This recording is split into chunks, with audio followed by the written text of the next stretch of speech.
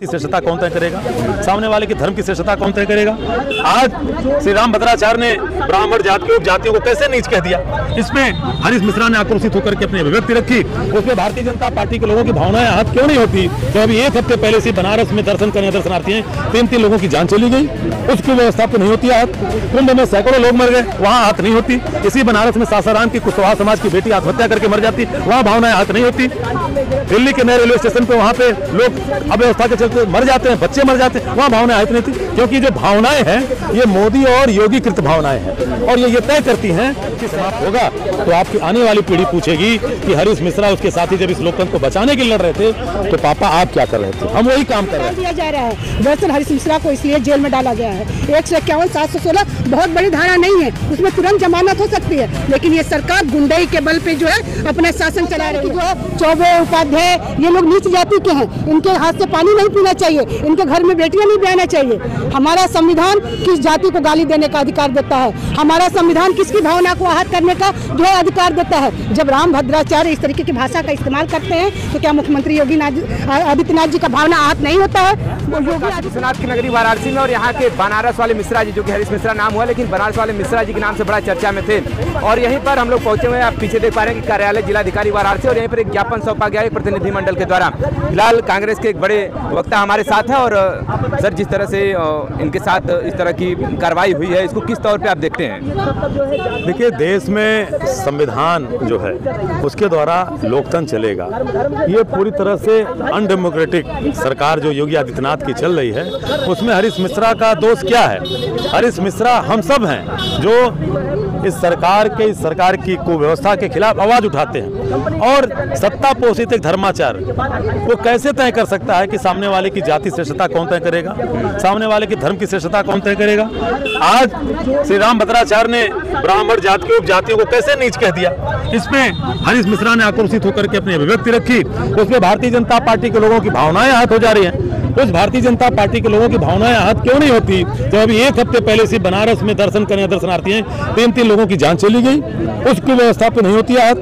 कुंभ में सैकड़ों लोग मर गए, वहाँ आहत नहीं होती। इसी बनारस में सासाराम की कुशवाहा समाज की बेटी आत्महत्या करके मर जाती, वहाँ भावनाएं आहत नहीं होती। दिल्ली के नए रेलवे स्टेशन पे वहाँ पे लोग अव्यवस्था के चलते मर जाते हैं, बच्चे मर जाते हैं, वहाँ भावनाएं आहत नहीं थी। क्योंकि जो भावनाएं हैं ये मोदी और योगी कृत भावनाएं हैं, और ये तय करती हैं कि सरकार के खिलाफ आप जब भी बोलोगे तो आपके खिलाफ मुकदमा लिखा जाएगा। और हम यहाँ पे पुलिस कमिश्नर डीएम से ये कहने आए थे कि 151 के तहत इतना बड़ा कोई असंज्ञेय अपराध नहीं हुआ है कि हरीश मिश्रा को प्रताड़ित किया जा रहा है। और आपसे भी उम्मीद करते हैं कि आप भी दरबारी मीडिया नहीं हो, क्योंकि इसलिए कि अगर लोकतंत्र जीवित रहेगा तो उसमें चौथे स्तंभ आप भी हो। कार्यपालिका, विधायिका और न्यायपालिका के बाद अगर इस लोकतंत्र में आप अपनी मजबूत स्थिति आज नहीं रखेंगे मेरे पत्रकार साथी, तो कल जब ये लोकतंत्र देश का समाज समाप्त होगा तो आपकी आने वाली पीढ़ी पूछेगी कि हरीश मिश्रा उसके साथी जब इस लोकतंत्र को बचाने के लिए लड़ रहे थे तो पापा आप क्या कर रहे थे? हम वही काम कर रहे हैं। तो अभी जैसे कि जाते जाते बनारस वाले मिश्रा जी ने एक बात बोल के गए कि मतलब भावनाएं आहत हुई ऐसे लोगों की जो कि उस जाति से है ही नहीं, कहने का मतलब या फिर तुलसी पीठ के पीठाधीश्वर की तरफ से या फिर वहाँ के कोई किसी की तरफ से FIR किया जाता है तो अलग बात होती है, लेकिन बनारस में वो भी जायसवाल समाज के, मौर्य समाज के लोगों के द्वारा इस तरह से इनके ऊपर कार्रवाई की गई है। मैं कहता हूँ उस मौर्य समाज की भावनाएं आहत क्यों नहीं होती? कि सासाराम की बेटी यहीं पे पढ़ने आई थी, उसके माँ बाप रोते रोते मुकदमा बाद में लिखाता है, उसका यहाँ पे आत्महत्या हुई, वहाँ भावना आहत नहीं होती। उनके समाज के लोगों की भावनाएं आहत क्यों नहीं होती? कि जब राम भद्राचार्य कहते हैं कि मरे मुलायम कांसीराम, जोर से बोलो जय श्री राम, तो मुलायम सिंह भी किसी मतलब अच्छे खासे समाजवादी नेता थे, देश के रक्षा मंत्री थे, उत्तर प्रदेश के एक सम्मानित मुख्यमंत्री थे। मान्यवर कांसीराम जिन्होंने दलितों पिछड़ों की आवाज उठाई, उनके क्या वहाँ भावनाएं आहत नहीं होती? और ये सरकार मान्यवर मुलायम सिंह यादव जी को, स्वर्गीय मुलायम सिंह यादव को पद्मश्री देती है, कांसीराम जी के नाम पे दलितों का वोट बटोरती है, और उनको गाली देने वाले राम भद्राचार्य के खिलाफ मुकदमा नहीं लिखती। कैसी भावना है? मैंने इसीलिए कहा कि ये भावनाएं योगी और मोदी कृत हैं। जो बाबा योगी आदित्यनाथ को शूट करेगा वही भावना है इनके कार्यकर्ताओं की। अगर इनकी हिम्मत है, जिस व्यक्ति ने मुकदमा लिखवाया है अगर वो मौर्य समाज के हैं तो कुशवाहा समाज की उस बेटी को जो आत्महत्या करने की मजबूरी, इसके माँ बाप रोते हुए यहाँ से गए, उसके खिलाफ आवाज उठा, उनके साथ खड़े होंगे। तो आपको क्या लगता है, जिस तरह से बनारस वाले मिश्रा जी को जेल में डाला गया है, क्या वो फिर से निकलेंगे तो उसी आवाज में बोलते नजर आएंगे या फिर दब जाएंगे? देखिए, बनारस वाले मिश्रा जी हरीश मिश्रा जी हैं, या बनारस वाले पटेल जी हैं, या बनारस वाले सिंह साहब हैं, बनारस वाले यादव जी हैं, बनारस वाले निषाद जी हैं, बनारस वाले खान साहब हैं, ऐसे बनारस वाले बहुत से हैं और यही आवाज उठा रहे हैं। लेकिन यहाँ पे यहाँ के पुलिस कमिश्नर से, यहाँ के डीएम से हमें कोई उम्मीद नहीं है, क्योंकि यहाँ का जो सिपह सालार यहाँ का जो मजबूत व्यक्ति है वो देश का मामूली सांसद नहीं है, वो देश का प्रधानमंत्री है। वो तय करता है कि आपके चैनल पे कौन सी खबर चलेगी, वो डीएम नहीं तय कर सकता। वो तय करता है कि काशी विश्वनाथ के दर्शन करने आए 3 दर्शनार्थी कैसे मर गए, किस अखबार में खबर छपेगी कि नहीं छपेगी। वो तय करता है कि बीएचयू में मनुस्मृति पे सवाल उठाने वाले उन छात्रों के खिलाफ मुकदमे लिखे जाएंगे नहीं लिखे जाएंगे। वो तय करता है कि एनजीटी कह दे कि गंगा जल, डीएम को निर्देशित कर दे कि गंगा जल पीने योग्य और नहाने योग्य नहीं रह गया। वो तय करता है कि कौन सा पत्रकार कौन सी लाइन को चलाएगा। इसलिए ये लड़ाई लड़ रहे हैं। यहाँ के डीएम कमिश्नर की कौन सी यहाँ पे अहमियत रह गई है? 151 का मुकदमा कितना बड़ा होता है? 5 दिन से आप प्रताड़ित कर रहे हो। तो सीधे सीधे इस घटना में देश के प्रधानमंत्री और मुख्यमंत्री आदित्यनाथ योगी शामिल है। देखिए, हमारे साथ एक वक्ता तो जुड़े हुए थे, एक और वक्ता हमारे साथ है कांग्रेस पार्टी से हैं, सत्ता पटेल जी।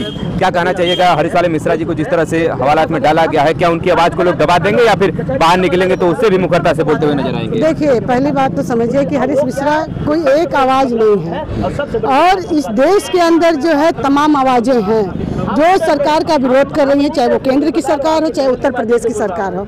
लगातार जिस तरीके से उत्तर प्रदेश के अंदर महिलाओं के साथ बलात्कार हो रहे हैं, बीएचयू के अंदर किसी एक छात्रा के साथ गैंगरेप होते हैं और उस रेप करने वाले लोगों को छोड़ दिया जाता है और उनका जो है स्वागत किया जाता है। इसका भी विरोध इस देश के अंदर हो रहा है, उत्तर प्रदेश के अंदर, बनारस के अंदर हो रहा है। स्नेहा कुशवाहा जिसकी हत्या कर दी जाती है उसका भी विरोध होता है। जब सबका विरोध करने वाला व्यक्ति अगर कहता है कि हम सरकार के खिलाफ बोलेंगे तो उसको जेल डाल दिया जाता है। हरीश मिश्रा की क्या गलती है?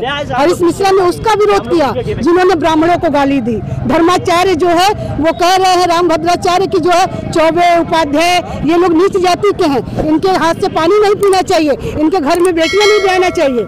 हमारा संविधान किस जाति को गाली देने का अधिकार देता है? हमारा संविधान किसकी भावना को आहत करने का जो है अधिकार देता है? जब रामभद्राचार्य इस तरीके की भाषा का इस्तेमाल करते हैं तो क्या मुख्यमंत्री योगी आदित्यनाथ जी का भावना आहत नहीं होता है?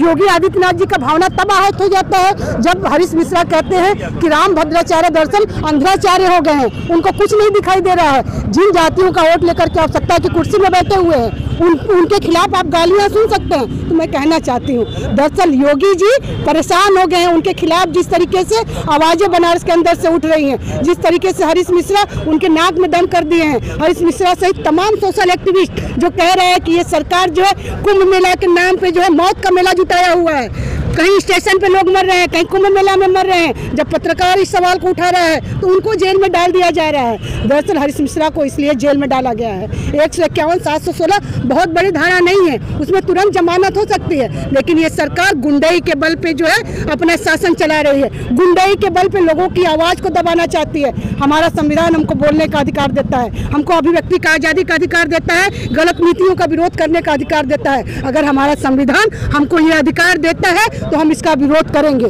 तुम हमको जेलों में डाल दो, तुम हमारे ऊपर लाठियां चलाओ, हमारी आवाज दबने वाली नहीं है। हम जो है जेलों से डरने वाले नहीं है। आज एक हरीश मिश्रा को तुमने जेल में डाला है, तमाम हरीश मिश्रा इस बनारस के अंदर घूम रहे हैं, इस उत्तर प्रदेश के अंदर घूम रहे हैं, इस देश के अंदर घूम रहे हैं। तुम किस किस की आवाज दबाओगे?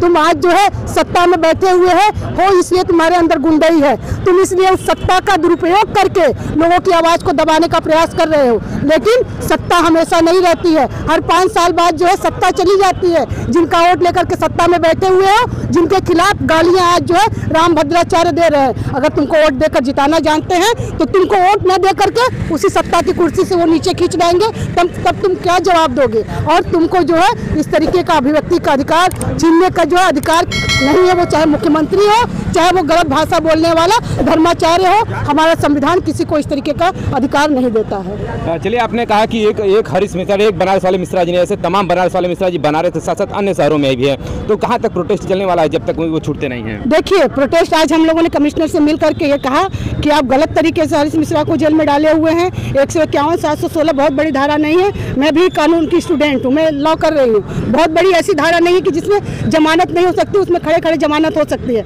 लेकिन ये जो सत्ता के बल पे गुंडाई चल रही है, सत्ता के संरक्षण में जो है हरीश मिश्रा को जेल में डाला गया है, ये कतई बर्दाश्त नहीं किया जाएगा। आज हम लोगों ने यहाँ एक सिंबॉलिक प्रोटेस्ट करके कमिश्नर को ज्ञापन दिया है कि आप इनको छोड़िए, अगर नहीं छोड़ेंगे तो निश्चित तौर पे इसका विरोध आगे भी होगा और सरकार इसके लिए जिम्मेदार होगी।